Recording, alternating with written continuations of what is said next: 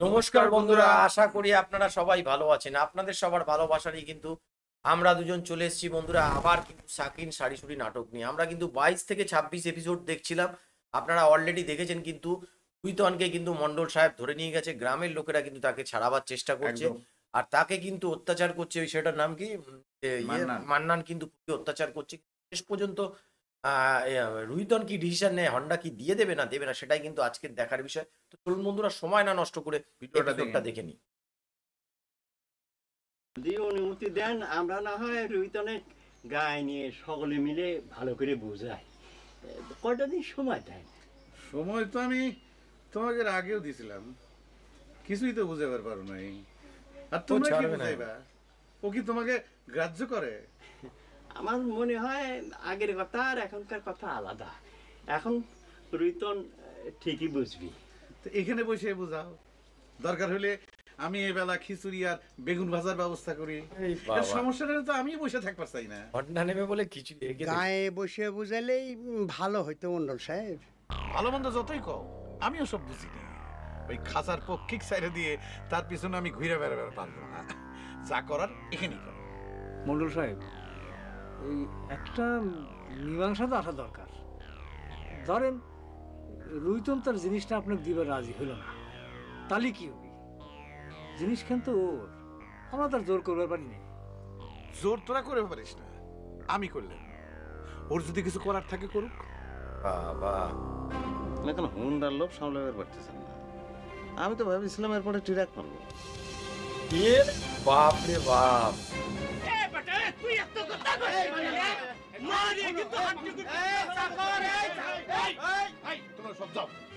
আমি বুঝে ফেলেছি এই চ্যাংরা সোজা চ্যাংরা না। আমি ওর কেমনে সাহায্য করতে আমি দেখবো। যাও তোমরা যাও। তুই জানি কেন আমারে চিনবে পারতেছেন না? আচ্ছা, এটা তো খুবই হঠকরি কথা হয়ে গেল। হ্যাঁ, গরিবের উপর জুলুম, এ তো অন্যায়, মহা অন্যায়। যুগ যুগ ধরে এইসব গরিব মানুষের আপনাদের মতো মন্ডলটা শোষণ করে যাবেন।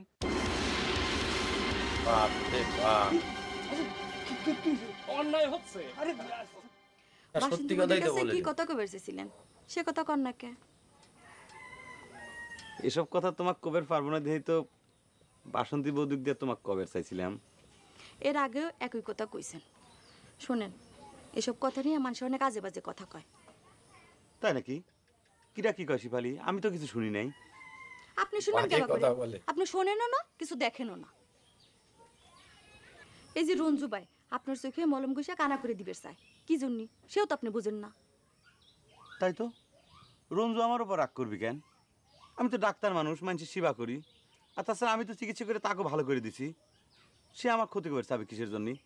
সে কথা আমাকে জিজ্ঞেস না করে নিজের মনকে জিজ্ঞেস করেন। নিজের মনে জিজ্ঞেস করবো? সে তো কত রাত একা একা বসে বসে আমি নিজের মনে জিজ্ঞেস করেছি, কিন্তু কোনো উত্তর তো পাইলাম না। সত্যি করে কছেন, কোন উত্তর খুঁজে পাচ্ছেন না? সত্যি করছি। এখন তো আমার মনে হচ্ছে যে আমি আপনার চোখে মলম ঘষে দুটা চোখ কানা করে দিই। কানা হতে আমার কোনো আপত্তি নাই। তুমি যদি সেই দিনের মতো কইরা আমার হাত ধরে রাস্তা দেখাও। পাইছেন তো ওই একটা কথা, আর কোনো কথা মনে আসে না, তাই না? আসে, কত কথাই তো মনে আসে, বুঝছো? এই সাইকেল পড়ে গেছে, অসাধারণ অসাধারণ। এই সাইকেল নিয়ে যখন আমি শাড়িশুড়ি গ্রামের উদ্দেশ্যে রওনা দিই, বুঝছো, মেলা কথাই মনে আসে। ভাবি যে বাসন্তী বৌদিক দিয়ে তোমাকে আমি মেলা কথা শোনাবো, কিন্তু যখন এই শাড়িশুড়ি গ্রামের মাটির ভিতর পা পড়ে তখনই সবকিছু না গোলমাল হয়ে যায়। কি করছো রঞ্জু? এই জাপান ডাক্তার সাইকেল ছাড়া অচল। আরে একদিন সাইকেল ছাড়া রুগী রাখলে কোনো অসুবিধা হবে না। কইলাম তো আমি সাইকেল দিতে পারবো না। সাইকেল চাচ্ছি কিসের জন্য? হঠাৎ সাইকেল আপনার এত জরুরি হইলো কি জন্য? আমার বিশেখালি যাওয়া লাগবে। তা বেশি খালি যাওয়া লাগবে, তুমি হাইটে যাও। গ্রামের কত মানুষই তো হাইটে যাচ্ছে, তা তোমার হাইটে গেলে অসুবিধা কি? সাইকেল দরকার কি তোমার? সে কথা তো তোমার কোয়া লাগবি না। সাইকেল চাইছে সাইকেল দাও, আর তুমি এই গায়ের বিপদ আপদ দেখবে না। কইলাম তো আমি সাইকেল দিতে পারবো না, তোমার যত বিপদই হোক ভাই। ঠিক আছে, কথাটা যেন মনে থাকে। সে বলে তুমি সাক্ষী থাকলা, এই লোকটার এই গায়ে বিপদ আপদে কোনো আসা যায় না। এই বিচার তুমি করবে।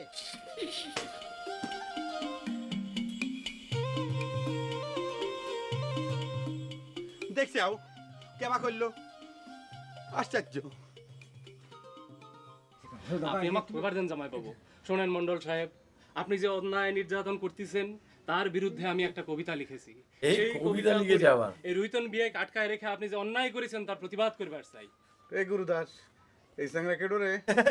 হ্যাঁ, পাট্টি পুট্টি করে নাকি? শেষ পর্যন্ত চোরেরাও কি পাট্টিতে নাম লেখাইছো নাকি? ভুল করলেন মন্ডল সাহেব, আমি কোনো পার্টি করি না, আমি একজন কবি। শোষিত মানুষের পক্ষে সবসময় কবি। যেখানেই শোষণ নিপীড়ন সেখানেই কবির কলম। মন্ডল সাহেব, মাথায় মনে হয় সিট আছে, কথাবার্তা শুনে তো সেরকমই মনে হচ্ছে নাকি? মাথায় মনে হয় মাথা আমার সিট আছে। খারাপ না। আমার কবিতাটা পড়লে আপনারা যারা জুলুমবাজ আছেন সকলের মাথা খারাপ হয়ে যাবে না। প্রেমানন্দ চুপ করতো ভাই, আমার একটা জরুরি বিষয় নিয়ে আলোচনা করতে। একে মনে হয় আটকে তুই রাখলেন আসি তো। কি শুরু করিস? কি শুরু করেছি মানে?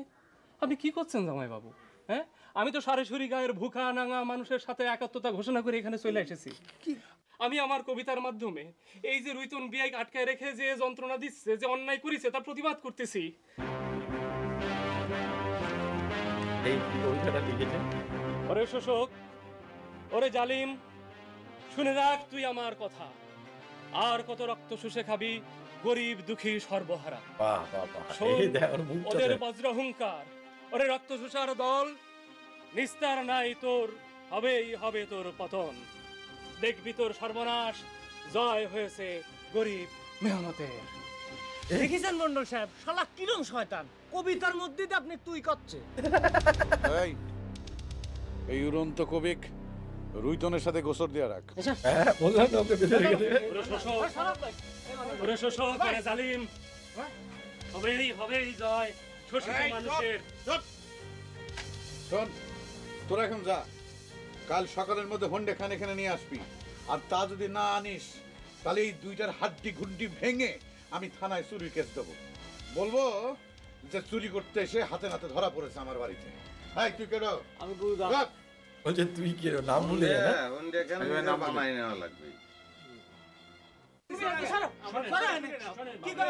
বাবাজি, শালাটা আমাদের কুটুম মানুষ, দয়া করে ও সাইডা দেন। কুটুম হ্যাঁ চোরের মধ্যে নাক গলাবের আছে কে? আবার মন্ডল সাহেব তুই তো কাটি করে পদ্ম লোকে, আমার তো মনে হচ্ছে না যে ওর কলম ভাঙে। তুমি তুই তো গাড়ি করে 50 খান তুই চুপ থাকো, চাকর। তোমার দেবো। মান্নান ভাই, আমি তোমার হাত ধরে মাপ চাচ্ছি, দরকার হয় মন্ডল সাহেবের হাত ধরে মাপ চাবো, প্রেমানন্দরে ছাইড়ে দেও। যাও প্রেমানন্দকে ছাইড়ে দাও। না ছুটে সারা যাবি না নে কইছা, আর মন্ডল সাহেব যা করলে সেই তোর মোতাবেক কাম করে সব ঠিক হয়ে যাবে। কি শুরু করিস? কি শুরু করিস? যা ইচ্ছে তাই করতেছ। আমরা কি মানুষ না নাকি? মন্ডল সাহেবের সাথে ওরা সবাইকে বোঝাচ্ছে আস্তে আস্তে। এখনকার জন্য যা করেছে এটা ঠিক হয়েছে? এ বেটে তোরও সাউকাশি ওরে মতো পিটপোড়া খাবেন না? তুই যদি বাসপের চাস আমার চোখের সামনে দিকে সর নাও না। এই সব বাদ দিয়ে রাখ, বাদ দিয়ে রাখ। এই প্রেমানন্দ রে ভাই, এ ভাই তুই কি শিখাইনি আমাকে এসবের মধ্যে আসলু? আমি এখন তোর দিদিকে কি জবাব দেবো না রে ভাই, কবি? দুঃখ করবেন না জামাই বাবু, আমার তো মনে করেন গর্ব হচ্ছে। অন্যায়ের বিরুদ্ধে কবিতার মাধ্যমে প্রতিবাদ করবার গিয়া শোষকের হাতে বন্দী হয়েছি। কয়জনের ভাগ্যে এরকম ঘটনা ঘটে। কি করছো? হ্যাঁ, আপনি আর এখানে বসে থাকবেন না, সবাইকে নিয়ে চলে যান, অযথা এই দুষ্ট লোকের দ্বারা অপমানিত হবেন না।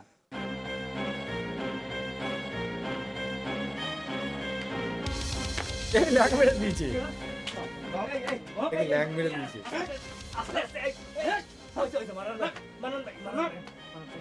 তুমি যাও তো, যাও তোমরা সরো, তুমি যাও আগে। কি হলো? তুমি আগে যাও, তারপর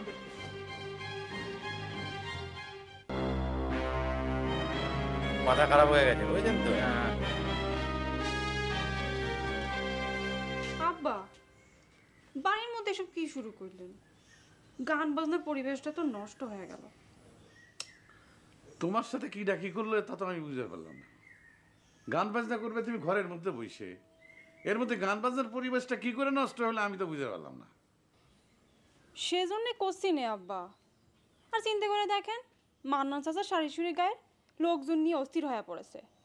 কোনেকার শিল্পী আনবে কলো তারও কোনো খবর নাই। আর এদিকে কিন্তু ওদেরকে বাঁচাবার শুনে চেষ্টা রাগ করছে, করে আমার বুঝলেন তো? ওস্তাদ আসা বন্ধ করে দিয়েছে। বলে কিছু করা যায় ওর বাবাকে, তারপর আবার কিন্তু মান্নান তো এখন খুব ঝামেলার মধ্যে আছে, তার পক্ষে কোথাও যাওয়া সম্ভব না। তুমি এক কাজ করো, ওই কালাসা দোস্তাদের কাছ থেকে এই কয়টা দিন শিক্ষাটা নাও। কলেম তো আমার ওস্তাদও রাগ হয়েছে, মান্নান চাচা তার সামনে কিছু উল্টাপাল্টা করেছে, সেজন্য সে আর আসে না। মান্নানের কথা রাগ করবার কি আছে আমি তো বুঝি না। তোমার ওস্তাদ তুমি তাকে বুঝিয়ে বলো। আর এইসব কথা বলে আমাকে এখন বিরক্ত করো না, আমিও মেলা ঝামেলার মধ্যে আছি, বুঝছো? মাথা খারাপ হয়ে গেছে, বুঝছেন তো? এতদিন তো কেউ প্রতিবাদ করেনি না, কিন্তু প্রতিবাদটা হচ্ছে আর মাথাটা খারাপ হয়ে গেছে। তোমার জন্য আমার খুব কষ্ট আছে বিয়ে। কষ্ট পায় না বিয়াই, যুগে যুগে কবিরা এইভাবে নির্যাতনের শিকার হয়েছে। তাই তাহলে তো চোর আর কবির মধ্যে কোনো পার্থক্য নেই। তুমি আবার উড়ে এসে শুধু শুধু বিপদের মধ্যে ঝাঁপ দিলে, আমরা চোর চুরিধারি করি, আমার ধরে পিটায় মারে, সেটা কোনো বিষয় না। তোমার মতন একটা মানুষ অসম্মান হয়ে গেল না, এটা ঠিক হলো না। আমার মতো একটা চোরেক নিয়ে তুমি কবিতা লিখতে গেলে কি জন্য কত বিয়ে? বিয়াই, সমাজের সকলের কাছে তোমরা হয়তো চোর, হয়তো সেটাই ঠিক, কিন্তু আমি প্রেমানন্দ, আমি তো কবি। আমি তোমাকে দিকে শ্রমজীবী মানুষ হিসেবে, একজন সাধারণ মানুষের চেয়ে কবির দেখার পার্থক্য হচ্ছে তোমরা শ্রমজীবী মানুষরা সারা জীবন বঞ্চিত হচ্ছ, আর আমি সেই বঞ্চনার বিরুদ্ধে কবিতা লিখে সংগ্রাম করে যাচ্ছি। তোমাকে সালাম। তোমার এইসব কথাবার্তা চিন্তাবার্তা তো কেউ কোনো দাম দিতেছে না, মাঝখান থেকে তোমার ধরে যে বাটাম দেবে সেটা চিন্তা বিয়ে তোমাকে খুব মারধর করেছে নাকি? মাছ ধরে সেটা তো হালকা পাতলা করিছে, কিন্তু এটা তো তোমার জন্যই তো সেটাই একটু বেশি হয়ে যাবে না? তাহলে তো খুবই চিন্তার কথা বিয়ে। মনে করো এই যে বাইরে রাখেছে এই পর্যন্ত কোনো সমস্যা ছিল না, কিন্তু যদি মারধর করে, আমার আবার বেশি মারধর খাওয়ার অভ্যাস নাই।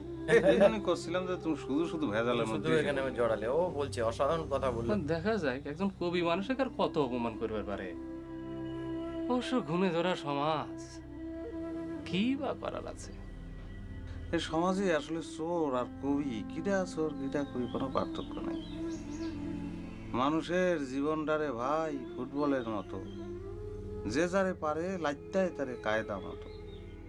বাহ, তো কবিতা হয়ে গেল বিয়াই। চিন্তা করে দেখো কাকুলি, ও শালা জাপান ডাক্তার কত বড় কাল সাইকেলটা দেয়নি, ওর কাছে আমি সাইকেলটা চালাম, ও আমাকে দিল না। ও আমার গল্প মারা শেখ আর সেবা করার জন্য আসছি। হ্যাঁ আচ্ছা রঞ্জু ভাই, আমি তো কিছু বুঝতে পারতেছি না, তোমার ওই বিশাখালী যাইতে সাইকেলে কি দরকার পড়লো? হ্যাঁ আরে বাবা, আমি একটা পরিকল্পনা করেছি। সাইকেল খান গিয়ে মান্নানের চোখের মধ্যে মলম খান ঘষে দিয়ে আবার চলে আসবো। শালা আমাকে দিল না সাইকেল। তোমার আগে ওসব তো বুদ্ধি করার দরকার নেই, সকলে গেছে, আগে ফিরে এসো। আচ্ছা ঠিক আছে, সে চিন্তা না হয় আমি বাদই দিলাম, কিন্তু ও শালা যে আমার সাইকেল দিল না, এটা বিচার করবে কিটা? হ্যাঁ তার সাইকেল সে নাই দিবে পারে, এটা নিয়ে আবার বিচারের কি আছে? তুমি যে রাতে জাপান ডাক্তারের পক্ষে চলে গেলে, হ্যাঁ ভালো, খুব ভালো। নিজের ছাত্রের সময় সবাই এক, ওটা আমার সারা হয়ে গেছে। আর কারো তো নাম না, কই দিচ্ছি। মন্ডল সাহেবের তুই তো গাড়ি করে পদ্য লেখো। শালা শালা চোরের শালা হয়ে তুমি এত সাহস পাও কোনতে? না আচ্ছা ভাই, আপনি গায়ে পরে নিচ্ছেন কে? আমি তো মন্ডলের নাম ধরে কোনো কিছু লিখি নাই, আমি তো লিখেছি শোষকের বিরুদ্ধে কবিতা। ওসব আমারে বুঝাবে আসে না, বুঝছাও? আমি নিজে কানে শুনিছি। হে এ তোর মতো চাকরে একটা শিক্ষিত মানুষ কি বুঝাবি? বুঝলাম তোর মন্ডলে তুই তো গাড়ি করে পদ্য লিখেছে, তো কি হয়েছে? তাই বলে একটা ভদ্রলোকের সালাকে ভেবে বাইতে তো লাগবে। এ শোনেক, তোর মন্ডলে অসাক্ষাতে এখন থেকে আমি তুই তুকারি কি, ওর মা বাপ তুলে গালাগালি করবে। যা যা, তোর বাপে থানা কেস করতে যা। মুখ সামলা কথা কর, উইতন করছে। কি করবি তুই? তোর সাথে আমি এখন কোনো কথা করছি না, তুই আমার সাথে কথা কব না, কয়ে দিলাম। কে কথা কব না? কা আমার হুন্ডা নিয়ে দরবার মারে কাটে যা খুশি আমাকে কর, আমার বেগ ছাইড়ে দিয়ে কথা কর। এই যে তোর বেগ মারলাম, কি করলি তুই? কি করবে পারছিস? তোকে কি করবো রে? তো কি করবে জানিস তো? তোর হাত পাও ধরে যে মোচড় দেবো না, তুই করলে স্ক্রু হয়ে যাবি, ছাইড়ে দেবো, পেঁয়াজ করলে জীবন আর করবে না। তার আগে তোমাক বাইরে তোমার হাড্ডি গুড্ডি সব এক করে ফেলাবো না। তোর আল্লাহর কিরে তুই মাইরে কথা কর, তুই মার্ডার করে তোর আল্লাহর কিরে তুই মার্ডার করে কথা কবি। শালা তুই মার্ডার কর, মার্ডার করে কথা কর। শালা সাহস থাকলে তুই মার্ডার করে কথা কর। শালা তার সাহস নেই তো, জেলে যাবি না? কি খারাপ ও এখানে আবার যেহেতু ও মানে ভাইটাকে ধরে নিয়েছে না, এখানে যেতে না করছিল, তাতেই ও গ্রামে এসছে, একটা ভয়ের ব্যাপার থাকে, সেগুলো হচ্ছে কিন্তু দেখা যাচ্ছে। আমার ভাই ডাক্তার আটকে রাখলো, আর তোমরা সবগুলি মানুষ তাক ফালায় চলে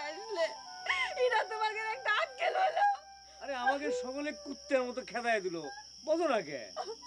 আমার কোনো কিছু বোঝার দরকার নেই। যেরকম করে পারো আমার ভাইয়ের কাটা দিবা, তা না হলে আমি কিন্তু তুল কালাম করে ছাড়বো। তুল কালাম করে কি হবে রে বাসন্তী? আর তাছাড়া আমরা তো প্রেমানন্দক সাথে করে নিয়ে যাইনি। সাথে করে নিয়ে যাননি, এর জন্য তার ফালাই দিয়া বিপদের মধ্যে নাচতে নাচতে চলে আসছেন, তাই না? আরে ভাই তুমিও দেখি অবুঝের মতো কথা করছাও। হ্যাঁ, উচিত কথা কইলে তো অবুঝের মতো কথা হয়, তাই না? সে ভালো মনে করে এগার মানুষের পক্ষ নিয়ে কথা কবার গেছিল, এজন্য তো সে দোষী হয়েছে। সে কি নিজের সাথে কথা কবার গেছিল? আরে ভাই সেটা তো অস্বীকার করতেছি রে, কি করবো কও? মন্ডল সাহেব তো রেগে গেল, আমি খালি তার পা ধরা পর্যন্ত বাকি রাখিছি, কোনো কথাই তো সে শোনে না। শুনেছিস সোনালি, এখনো মন্ডলের সাহেব কয়ে কথা করছে। সাহেব করে কথা বলছে মা। বাসন্তী ধৈর্য ধরো বাসন্তী, গায়ের সকলে মিলে আমরা বুদ্ধি পরামর্শ করতেছি, একটা ব্যবস্থা হবে নি। আয়, কি ব্যবস্থা করবে সেটা তো বোঝাই যাচ্ছে। এখন আমি আমার বাপের কাছে মুখ দেখাবো নি কেবা করে। কম পুরা সত্যি কথা বলতে অসাধারণ এপিসোড, অসাধারণ এদের এদের অভিনয় ক্ষমতা। সত্যি কথা বলতে এখানে মানে যেভাবে নাটকটাকে সাজানো হয়েছে যে বা তৈরি আর যারা অভিনয় করছে অসাধারণ। আমি তো বলবো হারকিপের চেয়েও এটাই শাকিন শাড়িশুড়ি মনে হচ্ছে বাংলাদেশের সর্বকালের সেরা নাটক হতে চলেছে। তো আপনারা আশা করি এনজয় করছেন। এক ভাই কমেন্ট করেছেন যে আগের ভিডিওটায় নাকি আমাদের কমেন্ট অফ করে গেছে, একবার দেখবার চেষ্টা করবো। যে আপনাদের কাছে একটাই রিকোয়েস্ট থাকবে, আপনারা যত পারুন আমাদের ভিডিওগুলো শেয়ার করুন, আর যদি নতুন হয়ে থাকেন চ্যানেলে অবশ্যই সাবস্ক্রাইব করে দিন। বন্ধুরা আজকের মতো এখানেই শেষ করছি, আবার কালকে আপনাদের সাথে দেখা হবে একটা অন্য কোনো এপিসোড। ততক্ষণ সবাই ভালো থাকবেন, সুস্থ থাকবেন।